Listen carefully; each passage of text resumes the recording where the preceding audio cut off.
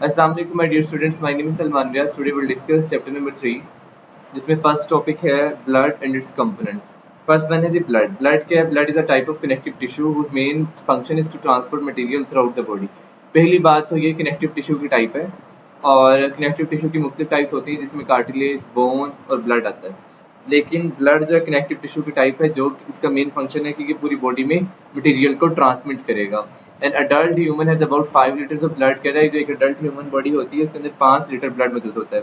की फंक्शन ये है कि ये ऑक्सीजन कैरी करता है, carries oxygen from lungs to body में लेके जाएगा, और डाइजेस्टिव सिस्टम से न्यूट्रिएंट्स को लेके जाएगा सेल्स तक, और हार्मोन से ग्लैंड्स से जो सिक्रीशंस होंगी उन हार्मोन्स को लेके जाएगा टारगेटेड टिश्यूज और सेल्स तक। और उसके बाद कार्बन डाइऑक्साइड जो बनेगी रेस्पिरेशन के दौरान उसको रिमूव करेगा बॉडी से, और वेस्ट प्रोडक्ट्स को भी रिमूव करने में हेल्प करता है। उसके बाद कंपोजिशन ऑफ ब्लड। कह रहा है ब्लड के अंदर 55% प्लाज्मा होता है और 45% सेल्स होते हैं। प्लाज्मा फ्लूइड पोर्शन है जिसमें सेल्स और सेल लाइक बॉडीज होती हैं। प्लाज्मा फ्लूइड पोर्शन है, और दूसरा जो सेल्स है उसमें सेल के सेल लाइक बॉडीज हैं। प्लाज्मा 55% है, फ्लूइड पोर्शन ऑफ ब्लड है, जबकि जो सेल और सेल लाइक बॉडीज हैं वो 45% है। इसमें RBCs red blood sales, erythrocytes 99.1% है, और डब्ल्यूबीसीज व्हाइट ब्लड सेल, ल्यूकोसाइट जो 0.9% है।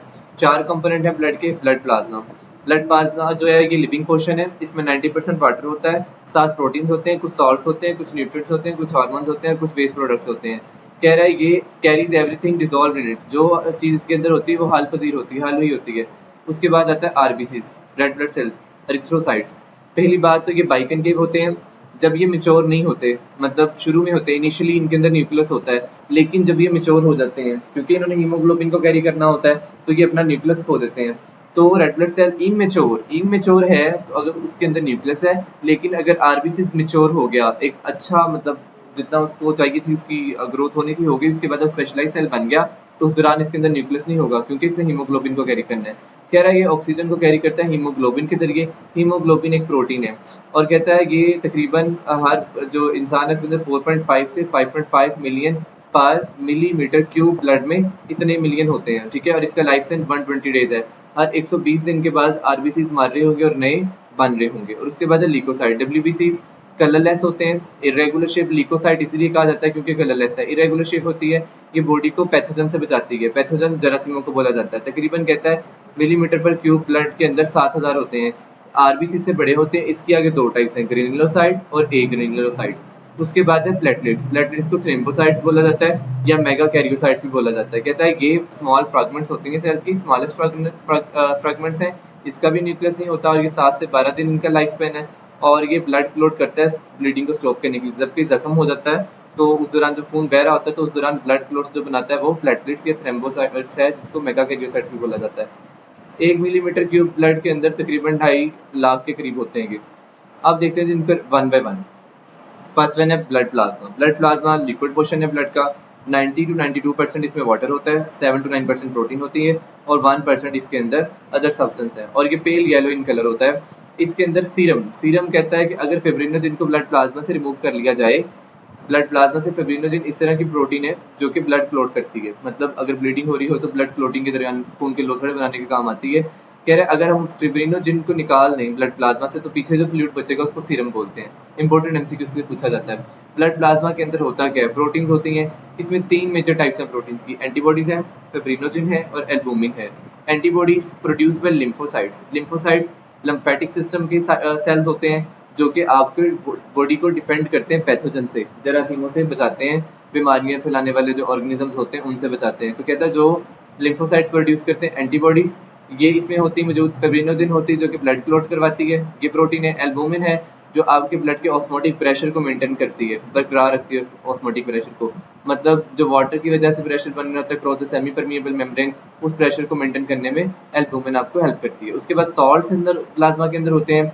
सोडियम है, क्लोराइड है, बाइकार्बोनेट्स आयन, कुछ ये मेन सॉल्ट्स हैं। कुछ स्मॉल अमाउंट्स में भी सॉल्ट मौजूद होते हैं जिसमें कैल्शियम है, मैग्नीशियम है, कॉपर है, पोटाशियम और जिंक है।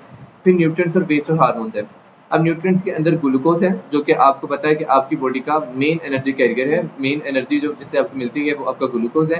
लिपिड्स और अमाइनो एसिड। लिपिड्स आपने पढ़ा पिछले 9th क्लास के अंदर बायोकेमिस्ट्री चैप्टर के अंदर कि लिपिड्स आपकी बॉडी को इंसुलेट करता है और एनर्जी का सोर्स भी है।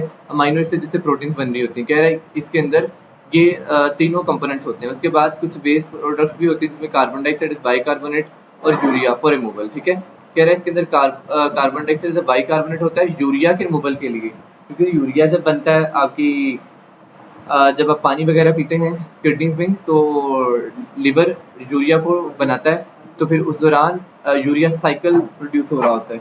तो यूरिया साइकिल जब चलता है तो उस दौरान यूरिया के रिमूवल के लिए carbon dioxide as a bicarbonate मौजूद होती है। उसके बाद हार्मोन जो है वो कैरी करता है, जो कि एंडोक्राइन ग्लैंड सिक्रीट करते हैं। पूरा चैप्टर पढ़ना है एंडोक्राइन ग्लैंड्स के ऊपर, उसके सारे हार्मोन्स आपने पढ़ने हैं, फिर आप ब्लड उनको भी लेके जा रहा होता है। उसके बाद कुछ रेस्पिरेटरी केसेस हैं। ऑलमोस्ट कह रहा है 1.5% ऑक्सीजन ब्लड प्लाज्मा के अंदर डिसॉल्व होती है, 5 से 7% कार्बन डाइऑक्साइड प्लाज्मा के अंदर डिसॉल्व होती है, और mostly carried as bicarbonate ion, और आमतौर पर यही कार्बन डाइऑक्साइड बाइकार्बोनेट आयन के तौर पर कैरी की जाती है। अब आपसे क्वेश्चन पूछा जा सकता है कि रेस्पिरेटरी गैसेस के अंदर जो कार्बन डाइऑक्साइड ब्लड लेके जाता है वो किस शक्ल में होती है, कार्बोनेट की शक्ल में, बाइकार्बोनेट की शक्ल में, कार्बन डाइऑक्साइड की शक्ल में। तो आपने इसका जवाब क्या टिक करना है, बाइकार्बोनेट आयंस की शक्ल में कार्बन डाइऑक्साइड जो है ब्लड प्लाज्मा के अंदर डिसॉल्व होती है 5 to 7%। उसके बाद कह रहे हैं most oxygen is carried by RBCs haemoglobin. आमतौर पर जो ऑक्सीजन आपके ब्लड प्रोवाइड कर रहा होता है वो हीमोग्लोबिन लेके जाती है, और ये आरबीसीज लेके जाते हैं, प्लाज्मा लेके नहीं जाता। नेक्स्ट देखते हैं आरबीसीज, ब्लड सेल्स। आरबीसीज को क्या बोला जाता है, रेड ब्लड सेल, एरिथ्रोसाइट्स भी बोलते हैं। कह रहा है ये डिस्क शेप होते हैं, बाइकनकेव सेल्स हैं with a depression in the centre, और इसके सेंटर के ऊपर डिप्रेशन होता है। इसके अंदर हीमोग्लोबिन होती है जो कि ब्राइट रेड कलर की हो जाती है जब उसके साथ ऑक्सीजन कैरी होती है, ऑक्सीजन आके रिएक्ट करती है। लेकिन अगर ऑक्सीजन नहीं होती तो ये डार्क रेड कलर के होते हैं। ठीक है, और इसमें की फैक्ट्स अबाउट आरबीसीज ये हैं कि पर मिलीमीटर क्यूब ब्लड में 4.5 to 5.5 मिलियन होते हैं, लाइफ टाइम 120 डेज है। हर 120 दिन के बाद स्प्लीन और लीवर इसको तोड़ के खत्म कर देगा, और लीवर इससे बनने वाले जो वेस्ट प्रोडक्ट्स होंगे उनको भी हेल्प करेगा रिमूव करने में। उसके बाद फॉर्मेशन है, कहाँ बनते हैं आरबीसीज, बोन मैरो में बनते हैं। बोन मैरो शॉर्ट बोन जो होती है, स्टर्नम की हड्डी है, स्टर्नम बोलते हैं जो आपकी चेस्ट के दरमियान वाली हड्डी, उसको स्टर्नम बोला जाता है। रिब्स आपकी पसलियां हैं, वर्टिब्रे है आपकी रीढ़ की हड्डी की जो होती है वर्टिब्रे, उनके अंदर ये आरबीसीज बनते हैं। इनके अंदर न्यूक्लियस नहीं होता। मैंने अभी बताया कि जब न्यूक्लियस कब नहीं होगा, जब मेच्योर हो जाएंगे आरबीसी, मेच्योर होंगे। अगर इमेच्योर है तो फिर न्यूक्लियस होगा, मतलब फुली डेवलप आरबीसी भी नहीं बना। जब वो मेच्योर हो जाएगा तो फिर उसके अंदर ना न्यूक्लियस होगा ना कोई दूसरा ऑर्गेनेली मौजूद होगा। कह रहा है आपकी बॉडी के अंदर there more than 30 trillion RBC throughout the body, पूरे जिस्म के अंदर 30 ट्रिलियन कह रहा है आरबीसी मौजूद होते हैं। उसमें से अबाउट 2 मिलियन आरबीसी रोज मरते हैं, और रोज हर सेकंड में 2 मिलियन मरते हैं, और 2 मिलियन जो है वो रिप्लेस होते हैं। ये अल्लाह ताला की कुदरत है कि वो इतनी बड़ी तादाद को बना रहा है और खत्म कर रहा है। Function of RBC, transport oxygen from lungs to all body cells by the haemoglobin. Haemoglobin के जरिए से पूरी बॉडी के अंदर ऑक्सीजन ट्रांसपोर्ट की जाती है। लंग्स में जब आपने पूरा पीछे चैप्टर पढ़ लिया रेस्पिरेशन में कि वहां जब ब्लड में लंग्स में जाएगा ब्लड एल्वोलाई के गिर्द, तो उस दौरान ऑक्सीजन जो है एल्वोलाई वहाँ ट्रांसपोर्ट ऑक्सीजन गैसेस एक्सचेंज होगा, ऑक्सीजन जो है वो लंग से ब्लड में चली जाएगी एल्वोलाई के थ्रू। उसके बाद ट्रांसपोर्ट है small amount of carbon dioxide back to lungs, और बहुत छोटी सी अमाउंट कार्बन डाइऑक्साइड की लंग्स में वापस भी भेजता है। इनकी बाइकनकेव शेप जो है इसको ग्रेटर सरफेस एरिया प्रोवाइड करती है गैसेस एक्सचेंज के लिए। तो आप आरबीसीज को इस तरह से भी याद रख सकते हैं, रेड है, बाइकनकेव है, और ऑक्सीजन कैरी करता है, तो 3 B's। ठीक है, उसके बाद आरबीसीज की फॉर्मेशन न्यूक्लियस और ऑर्गेनेली आर ब्रोकन डाउन। जब आरबीसी बनता है तो न्यूक्लियस और ऑर्गेनेली को तोड़ दिया जाता है। Before and immediately after birth RBCs are also formed in liver and spleen. कह रहा है बर्थ से पहले भी, पैदाइश होने से पहले भी, पैदाइश होने के फौरन बाद भी लिवर के अंदर रेड ब्लड सेल्स और स्प्लीन के अंदर रेड ब्लड सेल्स बनने शुरू हो जाते हैं। उसके बाद है white blood cell. White blood cell बोला जाता है लिकोसाइट्स को। लिकोसाइट इसलिए कहा जाता है क्योंकि इसके अंदर कलर नहीं होता, और दूसरी बात इसकी शेप कोई नहीं है, इरेगुलर शेप है।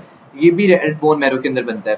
Red bone marrow short bones होती हैं, अभी आपने पढ़ा स्टर्नम है शॉर्ट बोन, आपकी रिब्स हैं, आपकी वर्टिब्रे हैं जो छोटी छोटी हड्डियां, थिम्फस है और स्प्लीन, इनके अंदर ये भी बन रहे होते हैं।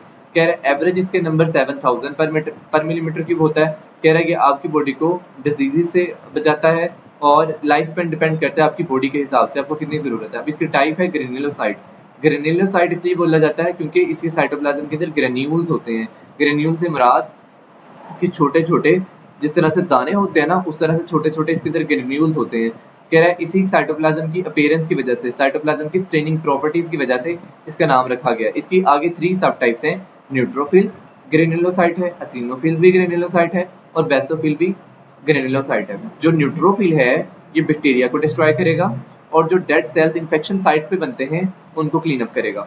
मतलब कि आपके जो जख्म हो जाता है तो वहाँ इन्फेक्शन साइट के ऊपर डेड सेल्स जमा होना शुरू हो जाते हैं, तो डेड सेल की वजह से पस भी बन रही होती है। तो कह रहा है न्यूट्रोफिल्स वहाँ जाके बैक्टीरिया को किल करता है और जो डेड सेल आपकी स्किन पे या जहाँ जख्म हुआ है इन्फेक्शन साइट पे जो बन रहे होते हैं उसको साफ करता है। एसिनोफिल पैरासाइट से क्या साथ लड़ता है। पैरासाइट कुछ भी हो सकता है, इंट्रा पैरासाइट अगर गया है ब्लड के अंदर उस पैरासाइट को खत्म करने की कोशिश करेगा। और कॉज एलर्जिक रिएक्शन, और एसिनोफिल की वजह से एलर्जिक रिएक्शन भी हो रहे होते हैं। बेसोफिल हिस्टामिन भेजता है ब्लड के अंदर to cause inflammation, produce allergic reactions. Histamine की वजह से इन्फ्लेशन होती है, सोजिश होती है और एलर्जिक रिएक्शन होता है। ठीक है, बेसोफिल का काम ये है। उसके बाद है ए ग्रेनुलोसाइट। ए ग्रेनुलोसाइट में साइटोप्लाज्म क्लियर होता है, साइटोप्लाज्म की स्टेनिंग क्लियर होती है, उसमें कोई ग्रेन्यूल मौजूद नहीं होता। तो इस हिसाब से इसकी दो टाइप्स हैं, मोनोसाइट्स, लिम्फोसाइट्स। मोनोसाइट्स जो है कह रहा है ये मेक मैक्रोफेजीज। मैक्रोफेजीज बहुत बड़े बड़े सेल्स होते हैं जो कि इनगल्फ कर लेते हैं जर्म्स और डेड सेल्स को। अगर कोई जर्म गया है, कोई जरासीम गया है तो ये उसको खा जाएंगे और डेड सेल्स को भी खा जाते हैं मैक्रोफेजीज। और लिम्फोसाइट्स का काम ये है कि ये एंटीबॉडीज बनाते हैं पैथोजेंस के खिलाफ, तो इम्यून रिस्पॉन्स प्रोड्यूस करते हैं।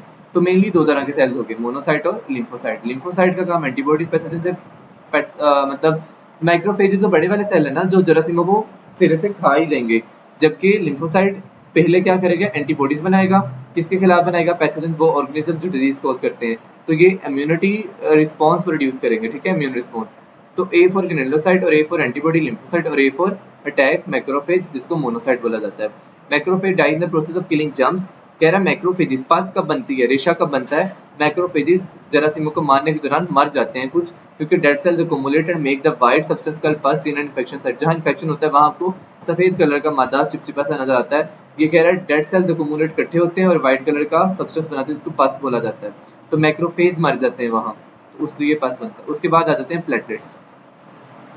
प्लेटलेट्स को थ्रोम्बोसाइट भी बोला जाता है और मेगाकैरियोसाइट्स भी बोला जाता है। कहता है ये होल सेल नहीं होते, कंप्लीट सेल्स नहीं है, बल्कि लार्ज बोन मैरो जो होते हैं उन सेल्स के छोटे छोटे फ्रैगमेंट्स हैं। इनके पास भी न्यूक्लियस नहीं होता और इनका लाइफ स्पैन 7 से 12 दिन है। 1 मिलीमीटर क्यूब ब्लड के अंदर तकरीबन के 2.5 लाख के करीब होते हैं। की फैक्ट ये कुछ लिखी होंगी, आपने याद रख लेना है। सबसे पहला, क्लोटिंग किस तरह से होती है। अब ये प्लेटलेट्स का मेन काम क्लोटिंग ही है। पहला है वेसल डैमेज। जब आपकी कोई ब्लड वेसल डैमेज होती है तो प्लेटलेट्स उस डैमेज साइट के ऊपर जाके इकट्ठे हो जाते हैं। फिर फेब्रिन का नेटवर्क वहां फॉर्म होता है। फेब्रिन फेब्रिनोजन से बनता है। प्लेटलेट्स कन्वर्ट करता है प्लाज्मा प्रोटीन फेब्रिनोजन को फेब्रिन के अंदर, और फेब्रिन के मॉलिक्यूल्स एक जाल बना देते हैं डेट ट्रैप आरबीसी, जो कि आरबी रेड ब्लड सेल्स को ट्रैप कर लेता है। फिर कहता है the mass of fibrin RBC harden clot. तो फिर कहता है ये मास ऑफ फेब्रिन और आरबीसी रेड ब्लड सेल का जो मास है ये वहां जाके सख्त हो जाता है और खून का लोथड़ा बना देता है। यही मास क्लोट कहलाता है। ब्लीडिंग स्टॉप्स, ये जो क्लोट है खून बहने को रोकता है until the damage vessel is repair, हत्ता कि वो जो डैमेज वेसल है वो सही नहीं हो जाती। अब प्लेटलेट्स में किस तरह से क्लोटिंग होती है, सबसे पहले प्लेटलेट्स उस डैमेज साइट पे जाएंगे, वहां जाके फेब्रिनोजन से कहेंगे कि आप फेब्रिन नेट बना दो। फेब्रिन नेट आरबीसी को ट्रैप करेंगे, फिर आरबीसी और फेब्रिन नेट जो है ये दोनों हार्ड होकर क्लोट बना देंगे और इस तरह से ब्लीडिंग स्टॉप हो जाएगी। तो मेमोरी ट्रिक इसमें यही है कि आप फेब्रिनोजन से याद रखें एफ्स ऑफ क्लोटिंग। फेब्रिनोजन से फेब्रिन बनेगी, फेब्रिन से क्लोट को फिक्स कर दिया जाएगा। नेक्स्ट करते हैं जी इसका क्विज। ब्लड प्लाज्मा के अंदर परसेंटेज कितनी होती है प्लाज्मा की, तो प्लाज्मा 55% होता है। आरबीसीज में कौन सी प्रोटीन होती है जो ऑक्सीजन कैरी करती है, हीमोग्लोबिन ऑक्सीजन कैरिंग प्रोटीन है। आरबीसीज अलर्ट में फॉर्म कहाँ होते हैं, स्प्लीन, शॉर्ट बोन मैरो के अंदर। ठीक है, red bone marrow of short bones, red bone marrow of short bones के अंदर बनेंगे। अब डब्ल्यूबीसीज मेगाफेजिस कैसे बनाते हैं, कौन से डब्ल्यूबीसीज मैक्रोफेजिस बनाते हैं। जो मैक्रोफेजिस का काम था वो मेरे हिसाब से तो मोनोसाइट्स बनाते हैं। ठीक है, लिम्फोसाइट आपका वो एंटीबॉडीज बनाएंगे और मोनोसाइट्स मैक्रोफेजिस बनाएंगे। प्लेटलेट्स का लाइफ स्पैन कितना है, तकरीबन प्लेटलेट्स का लाइफ स्पैन 7 से 12 दिन होता है और 120 दिन आरबीसीज का होता है। सीरम क्या है, प्लाज्मा से अगर फेब्रिनोजन को माइनस कर दिया जाए तो बाकी जो फ्लूइड बचता है उसको सीरम बोलते हैं। कह रहा है डब्ल्यूबीसीज हिस्टामिन एलर्जिक रिएक्शन के दौरान कौन सा डब्ल्यूबीसीज हिस्टामिन रिलीज करता है, तो हिस्टामिन जो रिलीज करने वाला काम है वो आई थिंक सो बेसोफिल का है। ठीक है, उसके बाद फेब्रिनोजिन जो कि कन्वर्ट होती है किस चीज में, क्लोटिंग के दौरान फेब्रिनोजिन बदल जाती है फेब्रिन में, और इसको कौन बदलता है, प्लेटलेट्स बदलते हैं. Student, I hope so you have the clear understanding this topic. If you have any question, feel free to make comment in the comment section below. Inshallah, I'll be there to answer all your questions. Meet you in the next video. Okay, Allah Hafiz.